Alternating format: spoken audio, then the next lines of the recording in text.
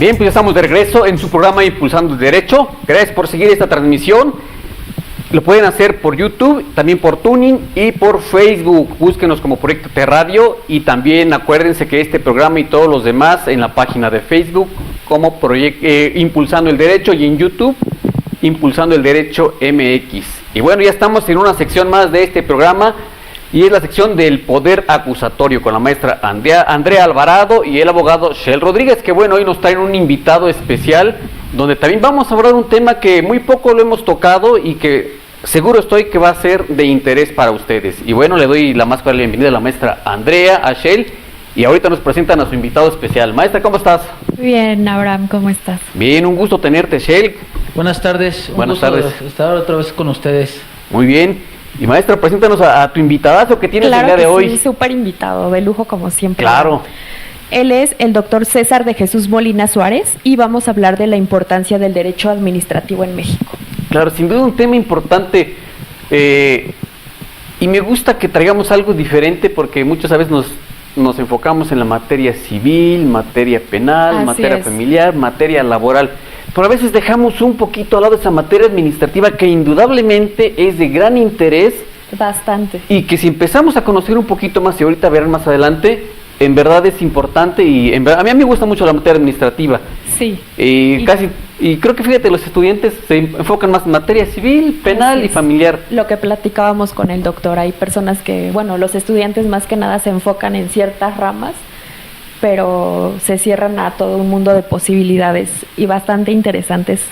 Claro, porque sabemos, ¿verdad, doctor?, que hay nichos muy importantes que podemos explotar en esta materia administrativa y que a veces como que la dejamos a un lado. Ya cuando empezamos a descubrir esos nichos en materia administrativa que podemos explotar, dicen, aquí está lo bueno, ¿no? Bueno, pues muchas gracias, Abraham, Andrea, Shell, por invitarme. Pues sí, en efecto, la materia administrativa es muy amplia. Podríamos empezar por decir que esta materia regula las relaciones del gobierno con los ciudadanos en casi todo lo que hacemos, Sí. antes de nacer, durante nuestra vida e incluso después de morir. Desde que salimos de nuestra casa estamos en contacto con el derecho administrativo, cuando vamos caminando por la calle estamos de la mano del derecho administrativo y muchas de las cosas que hacemos cotidiana u ordinariamente están relacionadas con normas jurídicas que pocas veces nos ponemos a pensar la trascendencia que tiene nuestra vida ordinaria. Exacto. Como bien lo comentas, todo lo que hacemos y dejamos de hacer tiene que ver con el derecho administrativo y hasta, como dicen, vamos caminando por la calle y algo está pasando que tiene que ver con el derecho administrativo, pero no volteamos a ver porque quizá estamos Sí. enfocados siempre con otra perspectiva y lo estamos haciendo a un lado. Así es. ¿Nos puede explicar qué es en sí el derecho administrativo? Mira, pues es un conjunto de normas jurídicas que regulan los actos de las personas gobernadas en relación con las instituciones que las gobiernan. Es decir, las relaciones del gobierno con los ciudadanos bajo el ámbito de la administración pública. ¿Qué es la administración pública? Bueno, quisiera yo utilizar lenguaje muy simple y sencillo para nuestros radioescuchas. Claro. Pues nosotros vamos circulando por la calle, decía yo en un ejemplo simple, y nosotros, ¿por qué estamos en contacto con el derecho administrativo? Porque nos regula una norma administrativa que es el reglamento de tránsito. Nosotros queremos abrir un negocio. De lo que queramos necesitamos obtener una licencia. Nosotros queremos ir a registrar a un recién nacido, es derecho administrativo. Nosotros vamos al panteón, decía yo, después Claro. de muertos, estamos regulados por el derecho administrativo. Pero también hay cosas más amplias, más técnicas. Por ejemplo, cómo se regula la competencia económica en nuestro país, cómo se regulan las radiocomunicaciones, cómo Exacto, sí. funciona el sistema tributario en nuestro país. De alguna manera están relacionados con el derecho administrativo en esa gran amplitud que tiene. Claro. Y bien lo comentas, o sea, si entonces tomando como punto de partida lo que nos acabas de comentar, en verdad, o sea, estamos involucrados bastante con el derecho administrativo. O sea, como bien lo dices, o sea, quiero abrir mi negocio, ahí está el derecho administrativo y a veces no nos damos cuenta. Así es. Mira, por ejemplo, yo les digo mucho a mis alumnos, díganme la respuesta jurídica de por qué hoy es 14 de enero del año 2019. Pues hay una norma administrativa que regula el calendario gregoriano que nos rige convencionalmente en este país.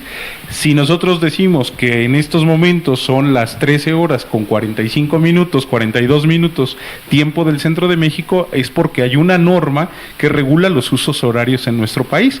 Todo esto es regulado por el derecho administrativo, pero también hay otra serie de cosas que el derecho administrativo regula. Protege, por ejemplo, a los ciudadanos de actos arbitrarios, de actos que caen en exceso de poder por parte de las autoridades. Cuando un agente de tránsito, por ejemplo, te impone una multa o una sanción, estás en contacto del derecho administrativo, pero con normas que te están protegiendo. Nosotros vemos normas cotidianas como, por ejemplo, el funcionamiento del alcoholímetro.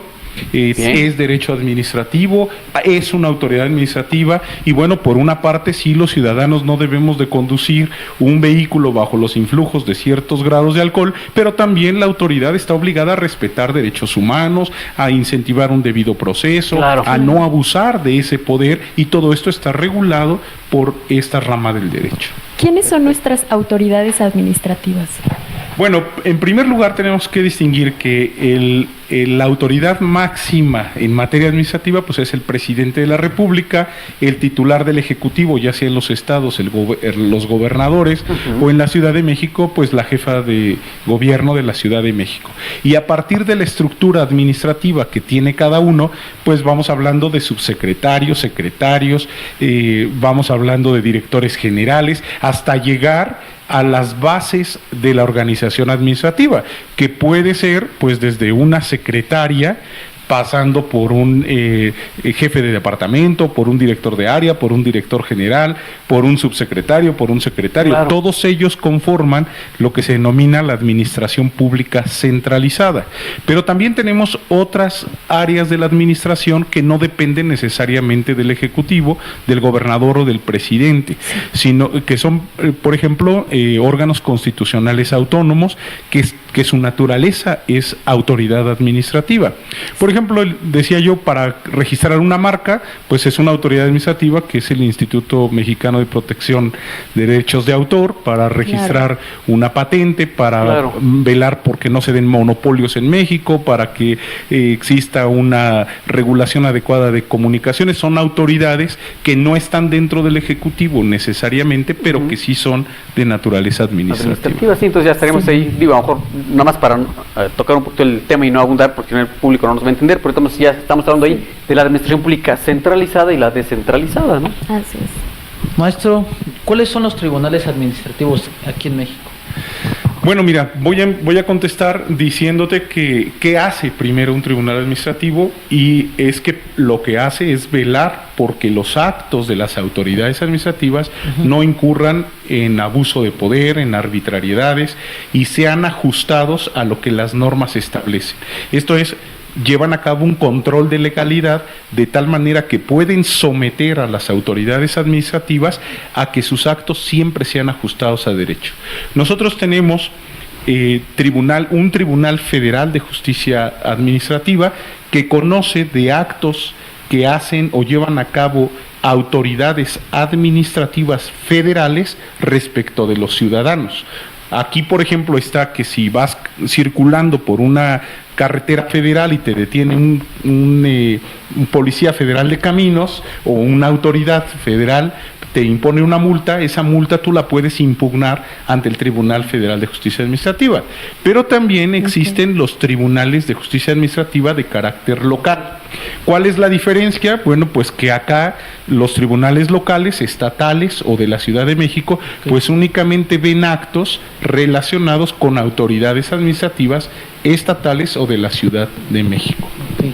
Muchas gracias, doctor. Sí. Retomando ahorita lo que nos acabas de comentar, doctor, y un ejemplo, lo que decías, la persona que abre un negocio, y sabemos que hay personas que son emprendedoras, abren su establecimiento y resulta que vemos que el día siguiente ya está clausurado. Sí. Ahí entonces estamos viendo que es una competencia de una autoridad local, en este caso sería de la Ciudad de México, no es federal. Entonces ese acto se acudiría para impugnarlo en esa autoridad dentro, en este caso, de la Ciudad de México, ¿es así? Así es. Mira, Decía yo que para casi todo necesitamos un permiso o una licencia. Para abrir un negocio, pues necesitas una licencia de funcionamiento. Sí, regularmente, porque hay que decir que hay algunos negocios que puedes abrir y después pides la licencia, pero generalmente primero pides la licencia y después abres el negocio. ¿Qué sucede? Bueno, sucede que si la autoridad de manera arbitraria, sin ninguna razón, contraviniendo normas jurídicas, clausura el negocio, precisamente está el Tribunal de Justicia Administrativa para poder impugnar ese acto que probablemente sea arbitrario. Y la consecuencia sería que si se comprueba en juicio que el acto es ilegal, pues desde luego la clausura cese en sus efectos y pueda funcionar adecuadamente. Pero también puede suceder que no te quieran dar la licencia. Por ejemplo, que presentaste tu solicitud y simplemente duerme tu solicitud el sueño de los justos y no te contestan. Pues los tribunales administrativos también pueden servir vía en el juicio administrativo para demandar el cumplimiento y obligar a la autoridad a que te dé respuesta. Claro. Hay otros actos, por ejemplo, las construcciones.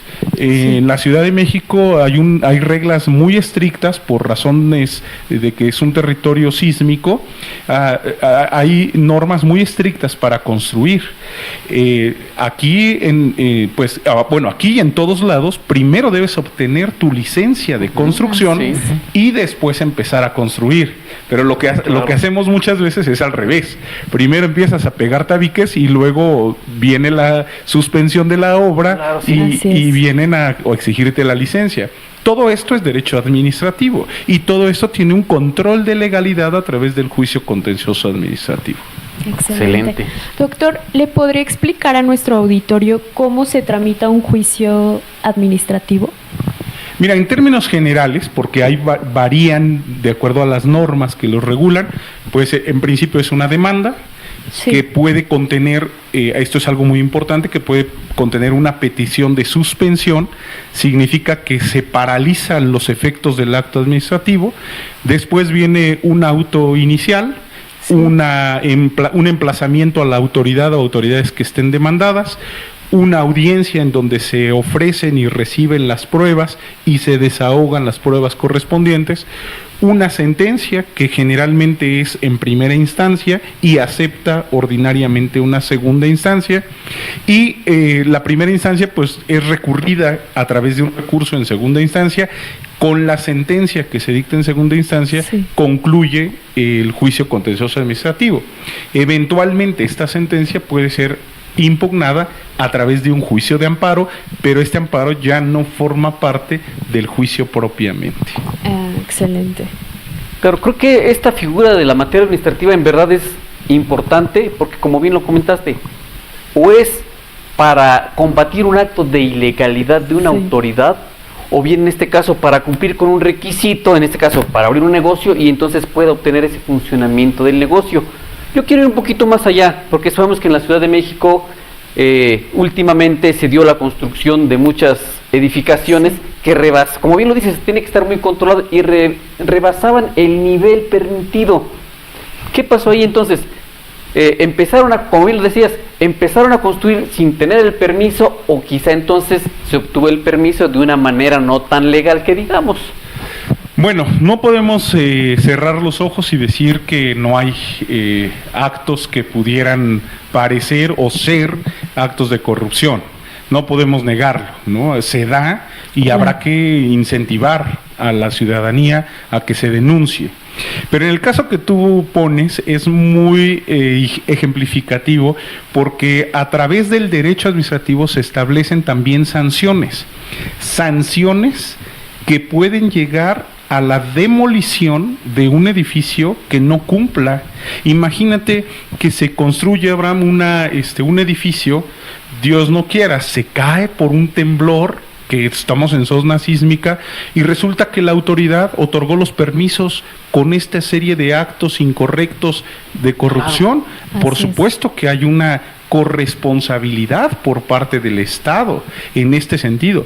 El Estado, en su representación del Poder Ejecutivo, tiene la obligación de velar a través de todos estos actos, no por mero capricho, sino para garantizarnos a los ciudadanos una convivencia segura, una convivencia armónica. Claro. Pasa incluso con temas más simples. Por ejemplo, si tú vas circulando por la calle y te encuentras con que hay un bache y en el bache se te rompe la llanta, la suspensión, el rin, pues ese bache en estricto sentido no debía de existir. Exacto. Porque para eso tenemos una autoridad administrativa que se encarga de conservar las vías de comunicación. De tal manera que si a un ciudadano le ocurre esto, puede reclamarle al Estado que le indemnice el daño que le ha ocurrido. Pero también hay cosas más graves, por ejemplo en las instituciones de salud. Fíjate qué amplitud del derecho administrativo. En las instituciones de salud donde un médico que actúa con negligencia, que actúa bajo parámetros que no son adecuados a la ciencia médica y que provoca una infección, que provoca la muerte o que provoca una herida que no debió haber provocado, el paciente o los familiares del paciente, porque se da el caso que fallezcan, pues bueno, tienen interés jurídico, tienen legitimación para poder demandarle al Estado que le resarza el daño. ¿Y qué crees? Que todo esto es materia administrativa. Así es. Esto se llama responsabilidad patrimonial del Estado. Que yo te lo estoy diciendo con ejemplos muy simples, no con cuestiones técnicas, pero a ese grado llega la amplitud del derecho. Lo que pasa es que si no conocemos todo lo que tenemos de protección, pues no vamos tampoco a conocer cómo lo vamos a hacer oponible a los ciudadanos, a las autoridades. Las autoridades tienen la obligación de actuar con honradez, con probidad, con profesionalismo, con los principios que regula la Constitución, pero el ciudadano también tiene la obligación de conocer cuáles son sus derechos simplemente para que los haga valer. Exactamente. Antes de continuar con el tema, doctor, ¿qué le parece? Mire, vamos a leer las preguntas que tenemos en nuestro chat. Dice Adriana Álvarez, saludos desde Coyoacán, muy interesante el programa. ¿Cómo lo manejan? Felicidades. Muchas gracias, Adriana Álvarez. Muchos saludos. ¿Qué más tenemos, Shell? Dice Verónica, ¿podrían hablar sobre la cannabis y la legalización, por favor? Sí, de hecho, si gustas puedes entrar a nuestra página de Facebook como Impulsando el Derecho. Ahí ya tenemos un programa sobre la cannabis, cómo se ha regulado y los debates que ha tenido el Senado en relación a este tema. Así que te invito a que sigas nuestra página de Facebook como Impulsando el Derecho. ¿Qué más tenemos aquí A Karina Montero, ¿en algún momento podrían hablar sobre la extinción de dominio? También ya abordamos ese tema, igual Karina puede buscarlo ahí y si no, lo volvemos a tocar, ¿no? No hay ningún problema. Claro. Bien. Maestro, ¿qué propósito tiene el juicio administrativo? Lo que nos acaba de comentar usted. Dos muy importantes. La gente que los gobernados que acuden al juicio administrativo, o es para que se les restituya en un derecho que les ha sido violado, o para que se les reconozca un derecho que no se les ha reconocido. Por ejemplo, si tú presentas una solicitud a una autoridad para que te responda alguna petición que tú estás haciendo, la autoridad tiene la obligación de contestarte. Si no te contesta en el plazo que señala la Constitución o las leyes, el juicio contencioso administrativo tiene como propósito que te restituyan en el derecho, es decir, obligar a la autoridad a que te dé respuesta. ¿Por qué? Porque tienes tutelado el derecho. Pero también a restituir, por ejemplo, si te clausuran un negocio de manera ilegal y compruebas la ilegalidad de la clausura, el efecto del juicio es que te restituyan en el goce del derecho, que es a prestar el trabajo que venías desempeñando, a que te levanten los sellos de clausura, etcétera. Entonces son básicamente esos dos objetivos. Muchísimas gracias, doctor. Doctor, sabemos que tiene un amplio currículum, que es usted un experto en la materia. ¿Podría compartirle tanto a nuestro auditorio y muy en especial a los alumnos que todavía están en este inter de elegir carrera o alguna rama del derecho, les pudiera dar las referencias para lo que es derecho administrativo? Bueno, mira, afortunadamente las universidades cada vez ponen más atención en la rama del derecho administrativo. Yo no tengo nada absolutamente contra otras ramas del derecho, al contrario, todas se complementan. Pero si lo que me preguntas es dar un consejo, bueno, mira, hay una diversidad de cosas en el derecho administrativo que los estudiantes pueden optar por ellos. Si nosotros nos vamos a la ley de la oferta y la demanda, Sí. Nosotros podemos descubrir que en el derecho administrativo hay conocimientos tan especializados que si muy pocos, los conocen, pues la demanda va a ser mayor. Claro. Ejemplos. ¿Cómo se lleva a cabo un procedimiento de registro de patentes y marcas ante el Instituto Mexicano de Derechos de Autor? ¿Cómo lo hago? Claro. Si tengo un cliente que me lo está diciendo, pues a lo mejor sé proceso penal, a lo mejor sé procedimiento civil, Sí. pero también esta es una rama donde hay un nicho de oportunidades impresionante. Claro. Otro más, responsabilidades administrativas de servidores públicos. Sí. En el país hay más de 5 millones de servidores públicos en los diferentes niveles de gobierno. Si conocemos la materia de responsabilidades, el procedimiento y las cuestiones técnicas y jurídicas, Sí. pues se da. Hay oficinas que sin tener abogados hacen gestorías para es. abrir negocios, para obtener licencias, para obtener, ahora que están de moda, obtener un montón de permisos, Sí. para todo, porque no nada más, si vas a construir una casa, pues prácticamente te piden licencias Claro. autorizaciones de muchas cosas, y resulta que te las gestiona todo mundo menos un abogado. Sí, Así hemos visto, es. no falta por ahí un pequeño local que dice se hacen servicios de gestoría para emplacamientos, para cambio de uso de suelo, apertura de negocio comercial. En el O sea, registro en verdad, civil. y a veces en verdad no son abogados, yo me he dado cuenta que Así no. es. Trámites, lo que bien dices, trámites ante el registro civil. Sí. Así es, y bueno, si a eso agregas otras ramas, por ejemplo, decía yo, la responsabilidad patrimonial del Estado. Eso es muy importante. Creo que Sí, es un claro. nicho muy importante y que en verdad, como bien comento, invitar a todos los estudiantes y a quienes están empezando a ejercer su carrera es algo que en verdad pueden explotar muy bien. Esa Así la es, responsabilidad Abraham. del Estado creo que es un buen nicho que se puede explotar. Totalmente. Y una cosa más, Abraham, fíjate que platicaba con Andrea y con Shell que en la universidad pocas veces los programas de estudio, y me atrevería a establecer que si alguien conoce un programa que contenga esta materia, me lo haga saber porque no la conozco, que nos enseñan a los abogados a ser emprendedores.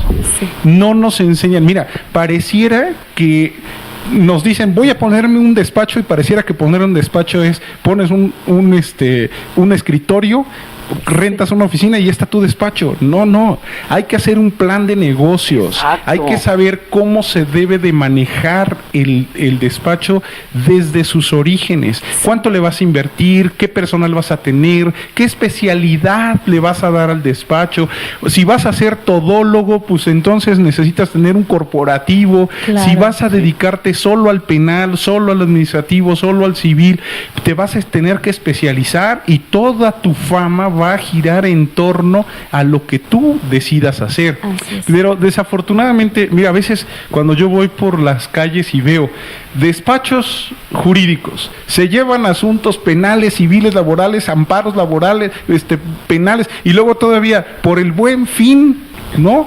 Llevamos, aunque no, espero no haber metido gol, pero por el Buen Fin, divorcios, promoción, 5,000 pesos. O sea, pareciera que el abogado lo sabe todo, y nosotros debemos ser como los médicos, cada vez más especializados, porque Así entre más especialidad tengas, más amplitud de conocimiento vas a tener, Exacto. y te van a demandar más, vas a ser más buscado. Pero si dominas todo eso y malbaratas la profesión, Claro. No, pues ya estamos perdidos, ¿no? Claro. Sí, no, totalmente. Fíjate que eso que acabas de comentar, creo que es importante que sí en las universidades se nos enseñe esta parte, ¿no? ¿Cómo vamos a emprender un negocio? Si nos vamos a dedicar a ser abogados postulantes, ¿cómo ponemos un despacho? Porque el hecho no es nada más de llegar y abrir la oficina, sino hay que sabernos administrar y tener un plan Sí. de trabajo, porque a veces ya llevamos un mes, 2 meses, ya nos pagaron la renta y no nos ha caído el cliente, ¿no? Claro. Y a veces Así con el es. primer cliente que llega queremos resolver todas nuestras deudas, hacernos ricos. Así es. O también puede suceder, Abraham, que el cliente que te llegó no te conviene. Exacto. Claro. Porque tiene X o Y situaciones, es más, hasta económicamente, digo, no te conviene porque le vas a invertir más, o también puedes decir, este cliente me conviene no económicamente, sino que me va a lanzar a la fama porque su Claro. caso es muy particular y no le voy a cobrar nada, pero es un asunto al Así que es. le voy a exprimir muchos conocimientos Exacto. jurídicos, ¿no? Pero esto, te digo, desafortunadamente no nos lo enseñan y nos enfrentamos a una serie de problemas que yo siempre tomo la palabra de un gran maestro que tuve, que dice que las universidades en este país van en declive porque hacen abogados en serie y pocos abogados en serio. Sí. Entonces tenemos que dignificar nuestra profesión y ir a ver otras materias en Claro. las que podemos nosotros crecer. Así es. Así es. No, indudablemente un tema apasionante lo que es la materia administrativa, ya se pudieron dar cuenta Sí. que muchas actividades que realizamos en nuestra vida cotidiana tienen mucho que ver con el derecho administrativo. Pues doctor, yo le invito a que nos comparta sus redes sociales, números de contacto, para que quien quiera conocer un poquito más de esta materia o tenga alguna duda de lo que abordamos el día de hoy, se pueda acercar a usted. Muchas gracias. Pues mira, en Facebook, César Molina Suárez, así estoy. En Twitter, @CJ Molina Suárez.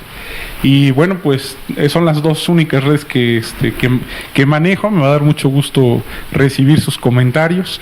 Quiero decirte que publiqué en mi muro que estaría yo hoy aquí. Espero tener muchos radioescuchas en estos momentos. No lo dude, Claro. no lo dude, Algunos doctor. de los seguidores que tengo. Muchas gracias, Abraham. Perfecto. Pues Andrea, yo creo que espero que en la siguiente ocasión nos vuelvas a traer al doctor para seguir hablando no este tema, sino otros más que abarcan también la materia administrativa y que estoy seguro que a nuestros seguidores les va a interesar porque ya vimos que es muy amplio y obviamente nos puede aclarar un poquito más el panorama y conocer, como bien lo decíamos, un poquito más de nuestros derechos y por qué no también de nuestras obligaciones, ¿no? Así es, Abraham. Claro que sí. Perfecto. Shell, muchas gracias. No, muchas gracias a ustedes, muchas gracias por la aceptación, doctor. Es un placer estar con usted y escucharlo. Muchas gracias. Gracias a ustedes, gracias a Abraham, Gracias, Andrea, doctor. Shell, gracias a Proyecta Radio y los invito a que lo sigan, los felicito mucho por este programa y ojalá que hubiera más para difundir la cultura de la legalidad. Así Gracias. es. Andrea, Abraham, pues muchas gracias por el espacio y no se pierdan el siguiente martes a nuestro próximo invitado perfecto. y pues consulten cualquier duda aquí al doctor que ya nos dejó sus redes. ¿Y las tuyas cuáles son tus redes, Andrea? Para que bueno. también estén ahí siguiéndote y se enteren de cuáles son los Así siguientes invitados que entérense vamos a de tener todo en lo los que programas subo, de mis futuros. invitados, de todos los cursos que anuncio. Me encuentran como Andrea Alvarado Mendoza en Facebook y bueno, en Instagram como Andrea-Alvarado-M. Perfecto. Bueno, pues esta fue la sección del Poder Acusatorio con la maestra Andrea Alvarado, aquí el abogado Shell. Así que los invito a que sigan pendientes de nuestra transmisión. No se vayan, vamos a hacer un pequeño corte comercial que vamos a regresar con la sección de Radar Jurídico, una sección tan gustada por ustedes que la habíamos dejado un poquito, pero nos la pidieron y ya se la tenemos aquí. Así que vamos a un pequeño corte comercial y regresamos.